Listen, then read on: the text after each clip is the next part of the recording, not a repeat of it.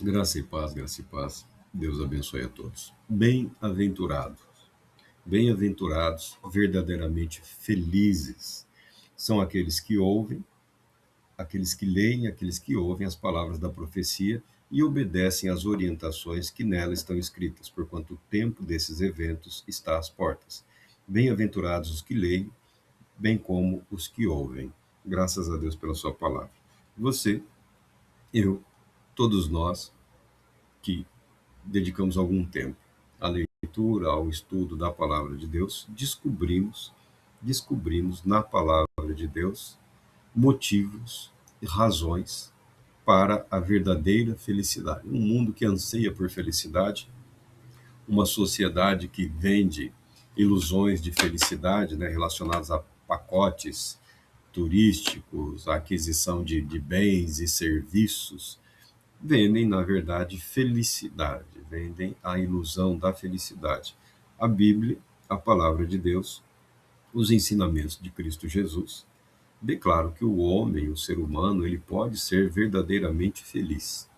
E verdadeiramente feliz é aquele que está disposto a ter a sua vida debaixo da orientação da palavra de Deus. A sua vida debaixo do governo e do domínio, a sua vida sob o governo e o domínio de Jesus, o Cristo, a palavra de Deus. A palavra escrita, o registro escrito, faz alusão, faz referência à palavra viva, ao verbo vivo, a Cristo Jesus. Esse conhecimento, essa informação que eu passo, ela está contida na Bíblia, na palavra de Deus e em grande parte de todo o material de teologia que eu tenho comigo e de outros materiais também disponibilizados, tá bom? Não é uma ideia minha ou um conceito meu. Eu dediquei muito tempo para que esse conceito fizesse parte da, das minhas convicções, das minhas certezas. Por que eu falo isso? Porque algumas pessoas acabam caindo em algumas armadilhas, em algumas ciladas, algumas ilusões, tá bom?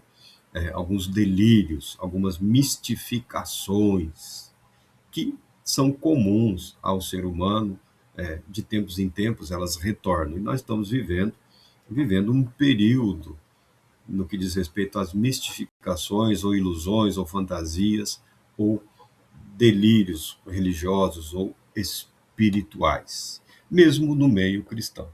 Mesmo no meio cristão, porque o cristão ele é chamado a uma decisão, a uma vida de disposição. Eu gosto da expressão disposição mental consciente. A vida de fé, a vida pela fé é isso, é uma disposição mental consciente, tá bom? O elemento consciência, o elemento decisório que compete ao ser humano nunca foi anulado. Nunca foi anulado, tá?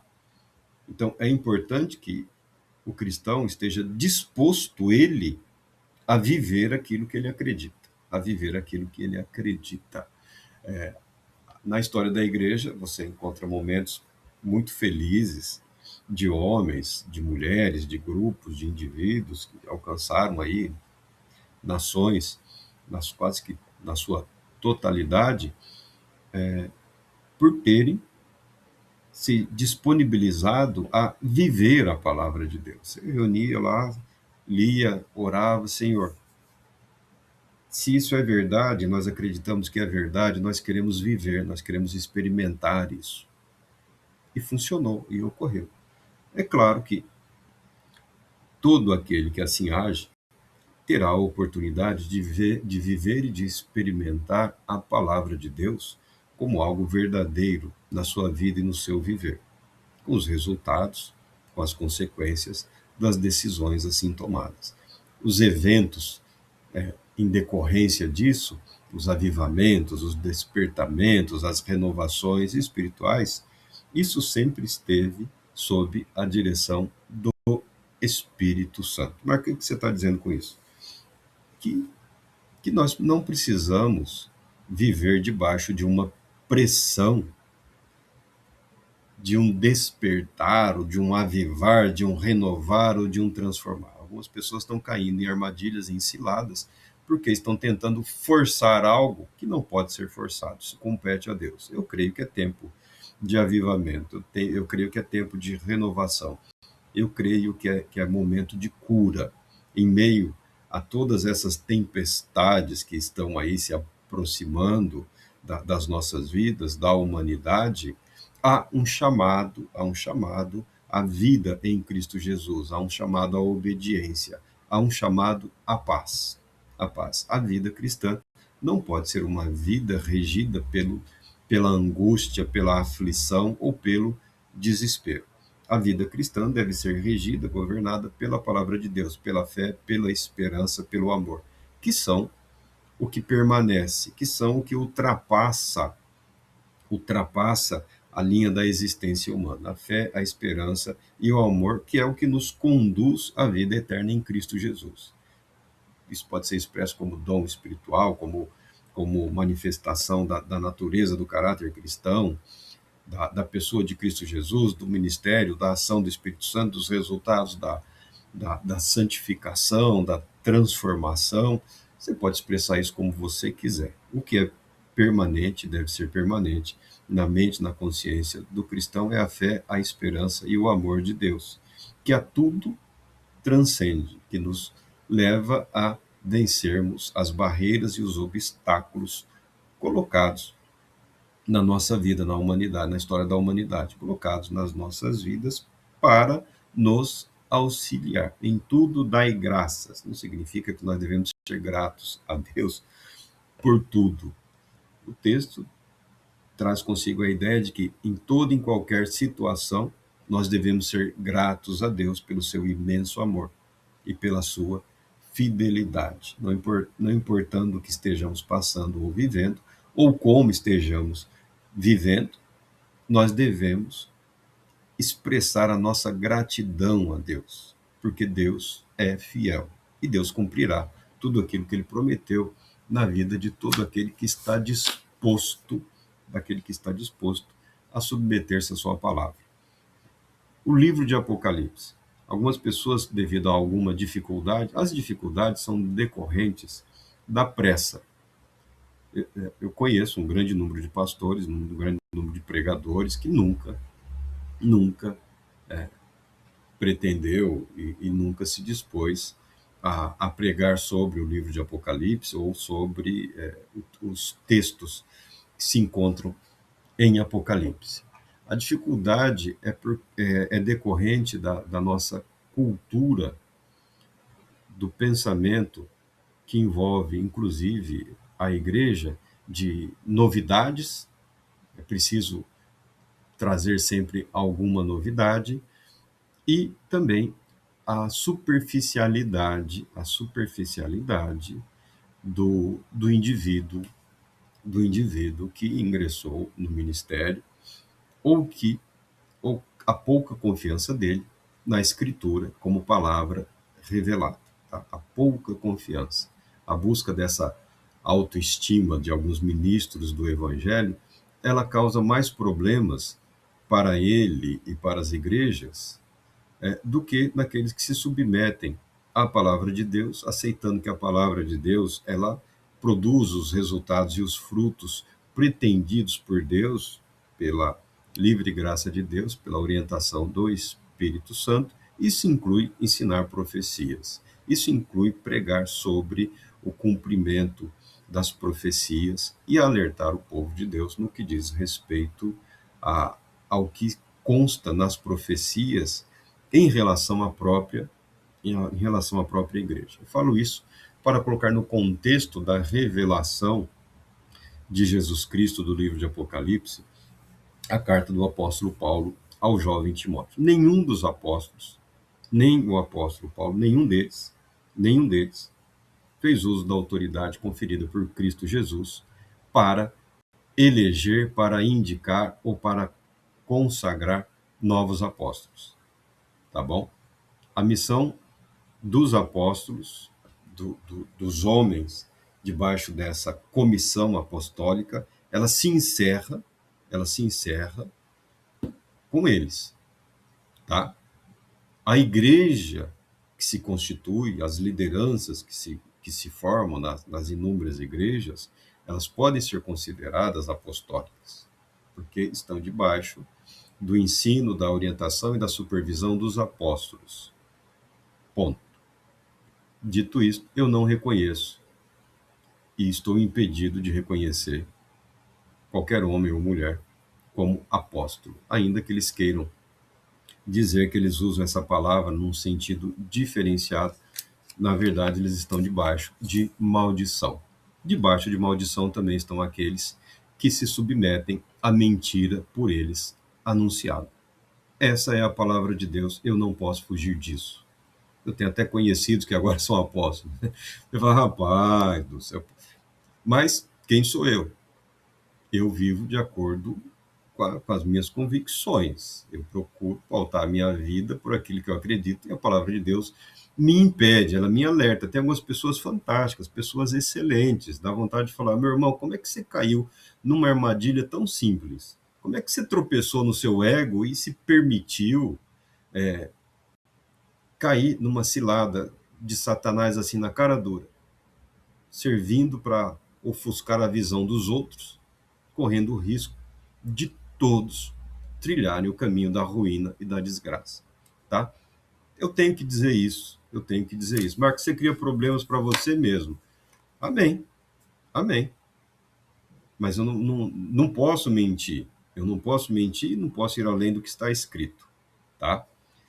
O apóstolo Paulo, quando orienta o jovem Timóteo, que eu costumo falar assim, ser discípulo direto do apóstolo Paulo não era coisa fácil, você tem a primeira impressão que ele lançava esses jovens em tarefas, em atividades que eles não estavam devidamente preparados, psicologicamente, emocionalmente, para cumprirem.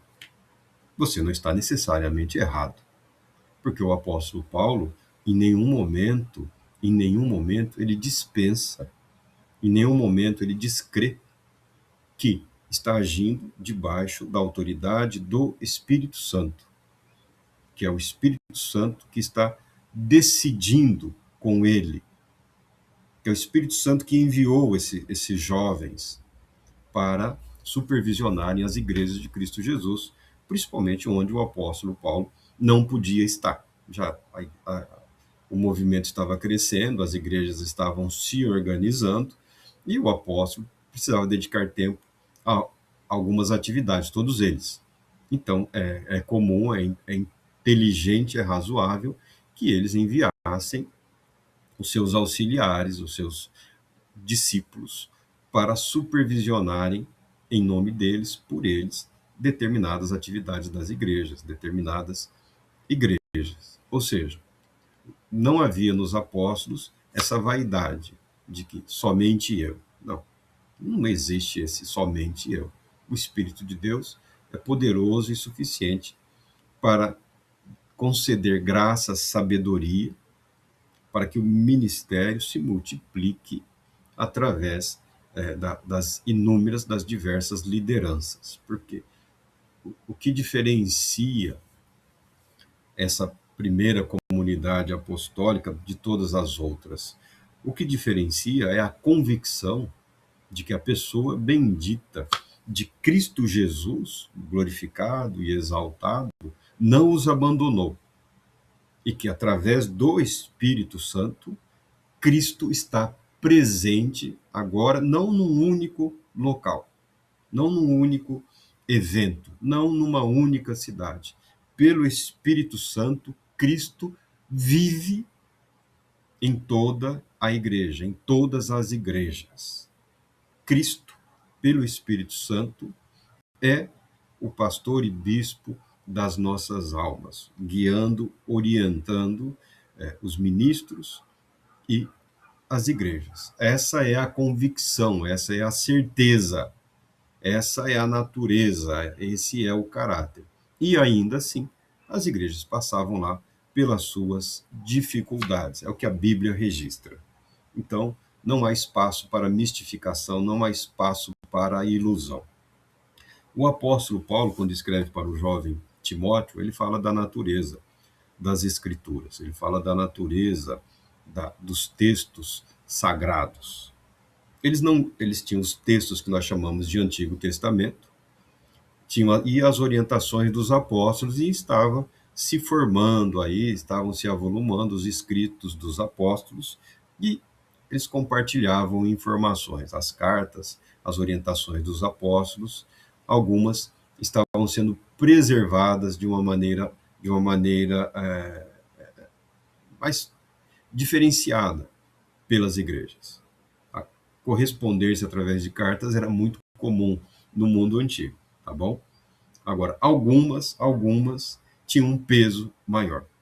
Algumas foram preservadas e compartilhadas. A orientação é do Espírito Santo, a garantia é do Espírito Santo. O apóstolo Paulo orienta o jovem Timóteo numa carta que em 2 Timóteo, aqui nós estamos no capítulo 3. Eu não sei se é praticamente uma despedida, por isso ela é intensa.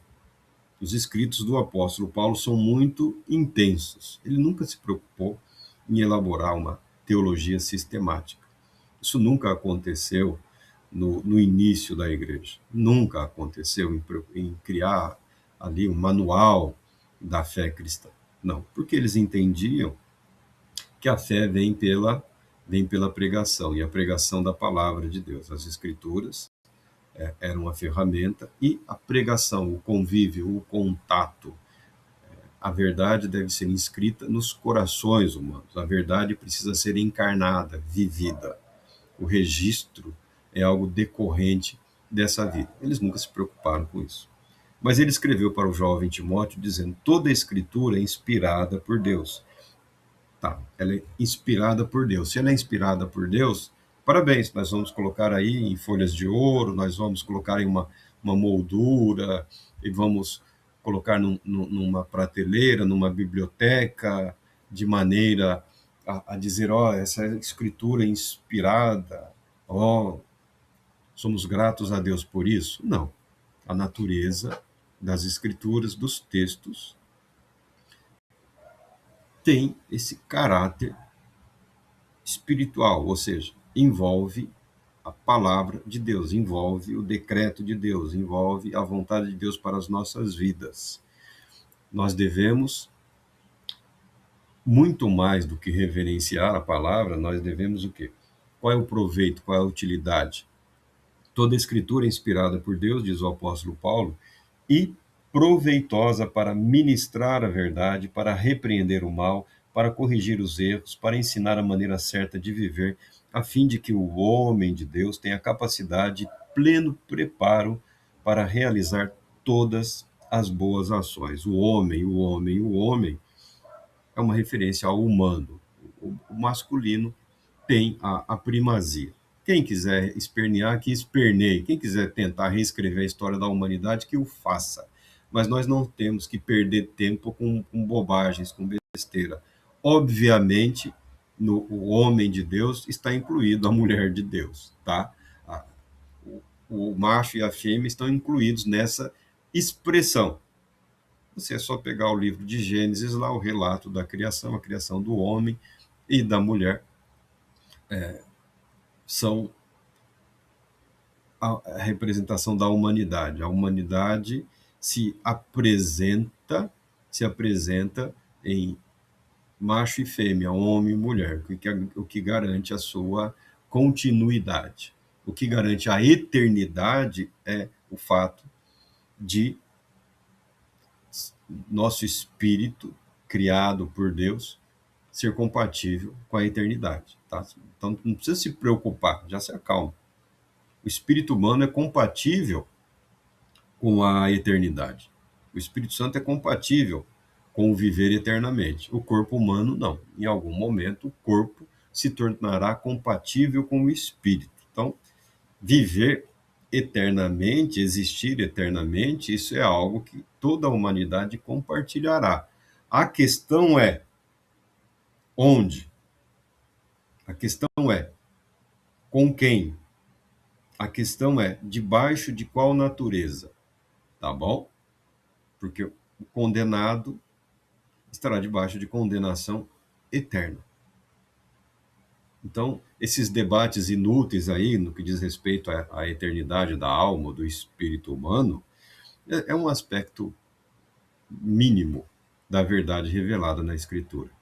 A questão é onde, na presença de quem passaremos a eternidade. Pela fé em Cristo Jesus, nós acreditamos que passaremos a eternidade servindo ao eterno Deus. A Escritura é inspirada e é útil, é útil e proveitosa para o ensino, para ministrar a verdade, para repreender o mal. Olha aí, você está preocupado em se tornar um exorcista de sucesso? Tem gente que ele é só exorcista, ele não é ministro do Evangelho. Tá? Era comum no mundo antigo isso daí também, e nunca desapareceu, e de vez em quando as igrejas atentam para o fato de que o Evangelho é o poder de Deus para a salvação de todo aquele que nele crê. Mas a questão não é só o exorcista, a questão não é só a autoridade através da qual é possível expulsar ou afastar a presença das entidades demoníacas, ou do mal, ou do maligno. A Bíblia, a palavra de Deus, contém todas as orientações para que se possa repreender o mal. Resistir ao diabo e ele fugirá de vós. Resistir ao diabo e ele fugirá de vós. Resistir ao diabo e ele fugirá de vós. Tá? É o que o próprio Senhor nos orienta. Concedeu à igreja, concedeu ao corpo de Cristo a autoridade para resistirmos ao mal. E a Escritura partilha dessa natureza. Permitir-se moldar pela palavra de Deus é ser capacitado para resistir ao mal, porque a Escritura, porque a palavra, ela repreende o mal. Porque é parte da revelação, é o registro da revelação, da testemunho de Cristo Jesus, tanto a palavra viva quanto a palavra escrita. É necessário que ambas habitem na nossa mente, na nossa alma, no nosso coração e façam parte do nosso viver e das nossas convicções. Corrige os erros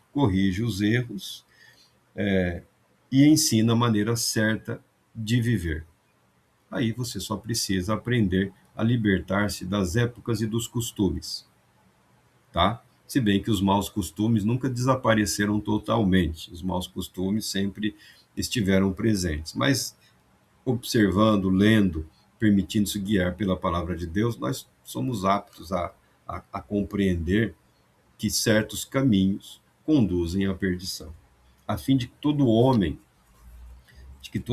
de Deus, a fim de que toda a igreja, que todo o corpo de Cristo tenha capacidade e pleno preparo para realizar as boas obras. O outro texto diz, a fim de que seja perfeito e perfeitamente habilitado. Perfeito e perfeição diz ao propósito.